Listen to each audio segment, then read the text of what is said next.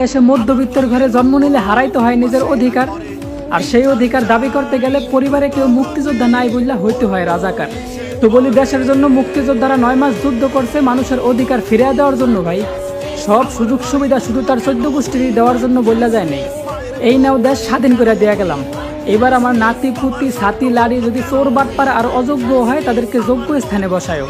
রক্ত দেওয়ার সময় কোনো মুক্তিযোদ্ধায় কিন্তু এই কথা বললা যায় নাই, বরং মানুষ যাতে তার যোগ্য অধিকার ফিরে পায় সেই জন্য হাজারো লক্ষ কোটি নারী পুরুষ রক্ত দিছে ভাই। আর আজকে যাদেরকে রাজাকার বলতেছেন না, দেশের প্রতি তাদের অবদান আপনারা কল্পনাও করতে পারবেন না। কারণ সেই মানুষগুলোর যোগ্যতা থাকা সত্ত্বেও টাকার জন্য চাকরি না পাইয়া বাপের জমি জমা বিচার প্রবাসে পাড়ি যায়, আর মাসের পর মাস কষ্ট করে নিজের দেশের জন্য রেমিটেন্স পাঠায়। যেখানে আমাদের পূর্বপুরুষরা একটা মেয়ের সম্মান রক্ষার্থে বড় বড় যুদ্ধ করতেও দ্বিধাবোধ করে নেই, সেখানে আজ আমাদের রাজপথে মানুষ মানুষের উপর হিংস্র প্রাণীর মতো ঝাঁপায় পড়তেছে, আর তাদের শিকার থেকে কোনো নারী পুরুষ বাদ যায় না। 1000 বছর আগে বলে যাওয়া আমাদের প্রিয় নবীর কথাগুলো ভুল ছিল না ভাই। মানুষ এখন কী কারণে মরতেছে আর কী কারণে মারতেছে, এই দুইটা প্রশ্নের একটা উত্তরও কারো কাছে নেই। এখন বিচারকদের কানে কখনোই পৌঁছাইব না যদি বলি বিচার চাই বিচার চাই, কারণ বিচারকদের কান অনেক আগে থেকেই টাকা দিয়ে বন্ধ করে দেওয়া আছে ভাই।